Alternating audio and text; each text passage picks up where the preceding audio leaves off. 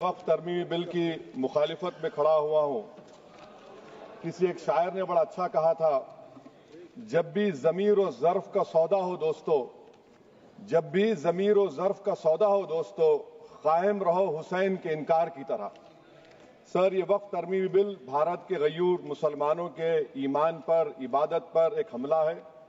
नरेंद्र मोदी की हुकूमत ने इस मुल्क की सबसे बड़ी अक़लियत के खिलाफ एक ऐलान जंग कर दिया और ये जंग ना सिर्फ मेरे जिस्म पर है, बल्कि मेरी आज़ादी पर, मेरी समाजी और माशी मार्जिनलाइजेशन पर है, मेरी शहरियत पर है, मेरे मदरसे, मस्जिदों, खानखाहों और दरगाहों को निशाना बनाया जा रहा है।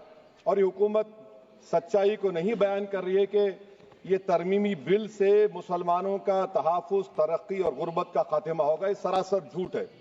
सर, अगर आप आइन के आर्टिकल 14 को देखेंगे तो उसमें लिखा हुआ है इक्वल प्रोटेक्शन। अब आप देख लीजिए सर के हिंदू, सिख और जैन को और बौद्ध को उनके एंडोमेंट में तहफ़्फ़ुज़ मिलेगा, क्योंकि उनका एंडोमेंट बाय यूजर बरकरार है और उनका एडमिनिस्ट्रेशन उनके हाथ में होगा कि गैर हिंदू या गैर उनके मजहब का आदमी दान भी दे सकता है उनके लिए, और एंडोमेंट बोर्ड का तहफ़्फ़ुज़ भी मिलेगा क्योंकि उसके ऊपर ओवरराइडिंग क्लॉज अप्लाई नहीं होगा, लिमिटेशन का कानून उस पर अप्लाई नहीं होगा। उसके बरक्स ऑपोजिट आप देख लीजिए, मुस्लिम वक्फ को वक्फ बाय यूजर निकाल दिया गया। एक मुस्लिम वक्फ की जायदाद पर कब्जा होगा, लिमिटेशन लगेगा तो जो एनक्रोचर है, जो खाबिज है, वो रातों रात मालिक बन जाएगा और एक गैर मुस्लिम वक्फ बोर्ड को एडमिनिस्टर करेगा। ये आर्टिकल 14 के इक्वल प्रोटेक्शन का वायलेशन। अब आर्टिकल 14 में सर इक्वालिटी बिफोर लॉ भी है और उसका कैसा वायलेशन हो रहा है कि कोई आर्बिट्ररी स्टेप नहीं ले सकता और कोई भी ऑफिशियल किसी भी तरीके से गलत आर्बिट्ररी फैसला नहीं लेगा। यहां पर आप एक डेजिग्नेटेड ऑफिसर को रखकर वो फैसला लेगा कि ये जायदाद वक्फ की है, गवर्नमेंट की है। क्या ये प्रिंसिपल्स ऑफ नेचुरलिटी के खिलाफ नहीं है जिसका तकर्रुर एग्जीक्यूटिव करती है? ये हमारे theory of separation of powers, Bharat के आइन का बेसिक स्ट्रक्चर का हिस्सा है। क्या इसका वायलेशन नहीं है? सर, आर्टिकल 25 का वायलेशन कैसे है कि आप मुसलमानों से वक्फ बाय यूजर छीन रहे हैं और फिर आप कर्ब कर रहे हैं वक्फ वाल औलाद को, मगर वहीं पर दूसरे धर्म के मानने वालों को उनके मजहब पर चलने की पूरी इजाजत है। लफ्ज जो आर्टिकल 25 में इस्तेमाल हुआ सर, वो इक्वली एंटाइटल्ड, यहां पर मुसलमानों के इक्वल एंटाइटल्ड नहीं हो रहा। अभी हम गृह मंत्री का, वजीर दाखिला का यहां पर उनका हमने तकरीर सुनी, यहां पर वो ये कहते हैं, वजीर दाखिला, शायद वो कटमुल्ला की जबान ना कह दे वजीर दाखिला कहने पर, वजीर दाखिला ने अपने बयान में कहा कि बोर्ड और काउंसिल जो होगा वो माने वक्फ इस्लाम से अलग है। सर, अगर ये बात सच है आपकी, तो फिर आपको यह कानून बनाने की जरूरत ही नहीं है। आप एक नॉन स्टैट्यूटरी बॉडी बना दीजिए। ये जो कानून बन रहा है ना सर, ये आर्टिकल 26 इसका सोर्स है और आर्टिकल 26 जब इसका सोर्स है तो आर्टिकल 26 का ABCD क्या कहता है कि रिलीजियस डिनोमिनेशन को अपने मजहब के अफेयर्स खुद चलाना, मूवेबल इमूवेबल प्रॉपर्टी को लेना और एडमिनिस्टर करना। जब हिंदू धर्म को, बौद्ध धर्म को, सिखों को यह राइट दिया गया है, तो आप कैसे मुसलमानों से छीन रहे हैं? तो ये आर्टिकल 26 का ग्रेव वायलेशन है। तो सर, अब वक्फ बाय यूजर का मामला देखिए, मिनिस्टर साहब ने कहा कि एंक्रोचमेंट हो रहा है, 17,000 एंक्रोचमेंट हुए हैं। तो यही नरेंद्र मोदी की हुकूमत ने 2014 में उस वक्त के मंत्री ने एक Waqf properties eviction of unauthorised occupants bill को इंट्रोड्यूस किया। आपने विड्रॉ कर लिया 2024 में उसको। क्यों विड्रॉ किया सर आपने? जब आप मान रहे थे कि एंक्रोचमेंट हो रहा है तो आपने बिल को विड्रॉ कर लिया। अच्छा सर, अब वक्फ बाय यूजर को आपने निकाल दिया, माने कंडीशन क्या लगाए कि अगर उसमें डिस्प्यूट होगा और गवर्नमेंट प्रॉपर्टी होगी। सर, डिस्प्यूट तो है। मिसाल के तौर पर मोहिबुल्लाह साहब जिस मस्जिद के इमाम है, पार्लियामेंट के सामने मस्जिद है सर, 123 प्रॉपर्टीज में मस्जिद है, डिस्प्यूट चल रहा है। कल कलेक्टर या डिस्ट्रिक्ट ऑफिसर बोलेगा कि भाई साहब ये गवर्नमेंट प्रॉपर्टी है, स्टिकर लगा दिया जाएगा, मस्जिद बंद, गवर्नमेंट प्रॉपर्टी हो गई, होगी ना सर? अब ये बताइए, आप जब से यहां पर पूरे बीजेपी रूलिंग पार्टी हमको ज्ञान दे रहे हैं, कुछ नहीं होगा, कुछ नहीं होगा। मैं दलील के साथ बता रहा हूं आपको, ये मस्जिद दिल्ली गवर्नमेंट बोलती हमारी है, वक्फ दिल्ली वक्फ बोलता हमारी है।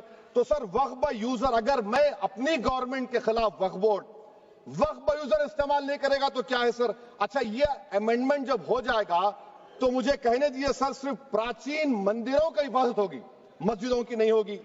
अब सर आप आ जाइए, अगर डिस्प्यूट मेरा एंशिएंट मॉन्यूमेंट से वक्फ का, एक मिसाल दे रहा हूं, दिल्ली में 172 वक्फ प्रॉपर्टीज एएसआई कंट्रोल में है, मैं तो हार ही गया वो, क्योंकि मेरे पास डॉक्यूमेंट नहीं है। आप कह रहे हैं कि डॉक्यूमेंट चढ़ाओ। अगर मेरा गवर्नमेंट से डिस्प्यूट चल रहा है, मैं तो क्लेम ही नहीं कर सकता, क्योंकि आप जज बनेंगे, आप ही फैसला करेंगे, और जब तक आप फैसला नहीं करते वो वक्फ की प्रॉपर्टी नहीं होगी। वो प्रोविजन डाल दिया आपने। अच्छा, अगर मेरा डिस्प्यूट एनक्रोचर से होगा सर, तो एनक्रोचर में तो आपने तो 107 को डिलीट कर दिया। आप रातों रात खाबिज को, एनक्रोचर को मालिक बना रहे हैं। सर मैं ये पूछना चाहता हूं आपके जरिए हुकूमत से, एक मुंबई में एक बहुत बड़े दौलतमंद है,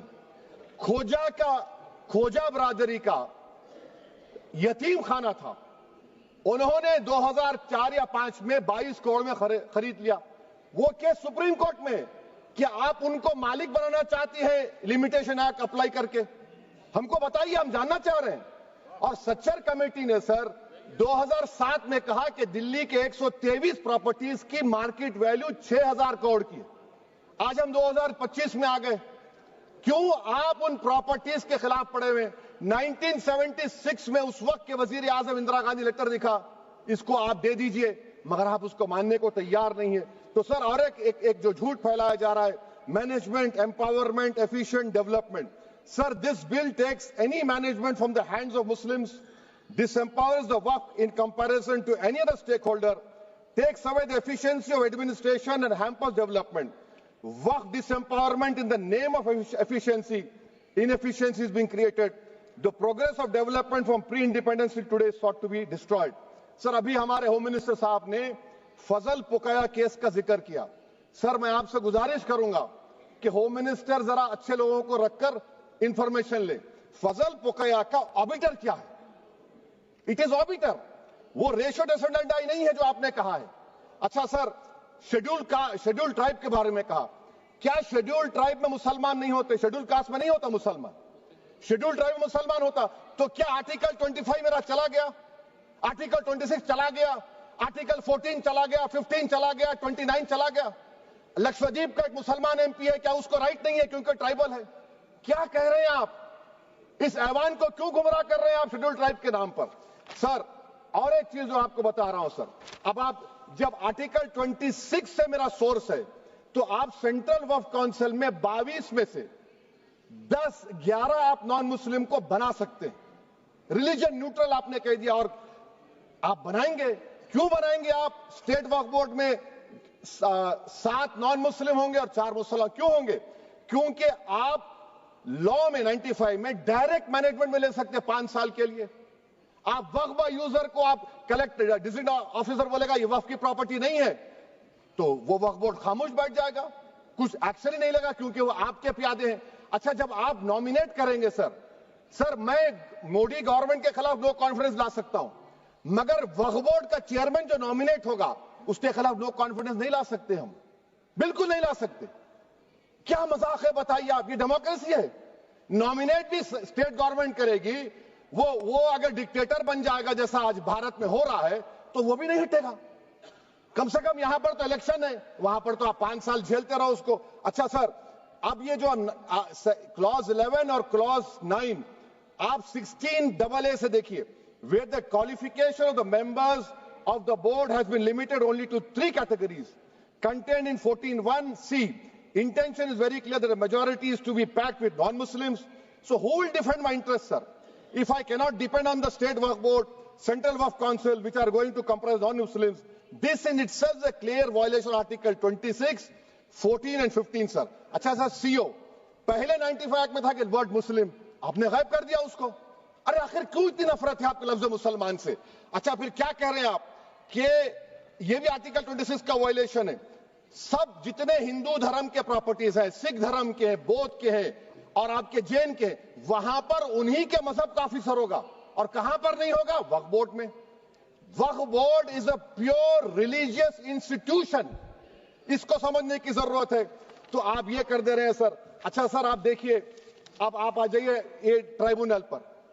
मुझे समझ में नहीं आया सर कि हमारे होम मिनिस्टर वजीर दाखिला ने क्या कह दिया कि 2013 का जो कानून है वो नहीं बनता तो हम नहीं लेके आते। मैं बड़े अदब के साथ उनसे पूछना चाह रहा हूं कि क्या उस वक्त राजनाथ सिंह साहब, आडवाणी साहब, हमारी लेट सुषमा स्वराज, ये बड़े बड़े नेता यहां बैठे थे? आपने यूनानिमस उस कानून को पास करवा दिया। कीर्ति आजाद थे उस वक्त, अब यहां बैठे हैं वो टीएमसी में। तो क्या आप गलत थे या वो गलत थे? हमको बता दीजिए, आप बता दीजिए। क्योंकि अगर आडवाणी आपके लिए बहुत बड़ा नेता है, मेरे लिए नहीं हो सकते, आपके लिए आपने पद्मश्री दिया उनको। मोहतरमा सुषमा स्वराज की जबरदस्त तकारीर का मैं कायल हूं, वो बैठकर उस 2013 को यूनानिमस पास कर दिए। मुझे कंफ्यूजन है कि क्या अमित शाह, नरेंद्र मोदी बड़े हैं या आडवाणी बड़े? आपके लिए आप तय कर लीजिए। अच्छा सर, आपके tribunal sir, railway Clements tribunal, NGT tribunal, income tax, वैसे 14-15 ट्राइब्यूनल है, हिंदू एंडोमेंट का ट्राइब्यूनल, सबका अपील नहीं होती, रिव्यू होता है। गृह मंत्री सरकार कह रही है कि नहीं, रोक दिए, रोक लगा। कैसे रोक लगाते हैं? रिव्यू और अपील में तो फर्क होता है ना सर। आप ही कह रहे हैं कि पूरे कोर्ट्स में बैकलॉग है और आप अपील कर रहे हैं। अच्छा सर, रिटायर्ड डिस्ट्रिक्ट जज 95 में सिटिंग डिस्ट्रिक्ट जज था, जो एडमिनिस्ट्रेटिव कंट्रोल था सीजीआई साहब, उसको निकाल दिए। अच्छा सर, अब आप अभी हमारे मंत्री साहब ने कहा trust, sir Shri Sai Baba trust 2004, वो ये कहता है जो ऑफिसर उसमें काम करता उसको साई बाबा का डिवोटी होने चाहिए और उसको डिक्लेरेशन लिख के देना पड़ेगा। यहां पर हो रहा तो यहां पर क्यों नहीं हो रहा? अच्छा सर, आप फिर देख लीजिए, ये आपका हो गया सर। हां, अब अमित शाह साहब ने सेक्शन 2A के बारे में कहा और उन्होंने इस बात का इकरार कर लिया कि दाऊदी बोहरा के लिए यह बनाया गया है। मगर मैं आपके जरिए से गवर्नमेंट से पूछना चाह रहा हूं, आपने तो उस प्रोवाइजो में दाऊदी बोहरा का नाम ही नहीं लिखा। आपने उनको भी थैंक यू कर दिया, उनका नाम क्यों नहीं लिखा आपने? और सर, और गवर्नमेंट क्या कर रही है? आप मुस्लिम समाज में जो बेकार किस्म के लोग हैं उनको एक रास्ता बना रहे हैं, एग्जिट दिखा रहे हैं कि तुम्हें वक्त से बचना है तो तुम्हें ट्रस्ट बना लो। ये क्या कर रहे हैं सर आप? कम से कम उन दाऊदी बोहरा को आप दे देते। अच्छा sir, clause 3V section 36 clause 18 देख लीजिए। Oral appointment has sought to be discontinued even though it is recognized practice in Islam. Muslim personal law is recognized oral waqf and 1937 Shariat Application Act. Sir, आप clause 39 पर आ जाइए। 5 साल के लिए मुसलमान। मैं किरण रिजिजू से पूछना चाहता हूं, सर दाढ़ी रखे तो मुसलमान प्रैक्टिसिंग है या क्लीन शेव आपकी तरह है? तो बताइए हमको, प्रैक्टिसिंग क्या होगा? अच्छा, किसी को पकड़ के मॉब लिंच कर दिया और बोले कि जेएसआर का नारा लगाया, और वो जेएसआर का नारा लगाया तो क्या मुसलमान रहेगा? नहीं रहेगा। या फिर देश के प्रधानमंत्री ने कहा था कपड़े देखकर पहचानो, तो क्या कपड़े देखकर आप कह देंगे?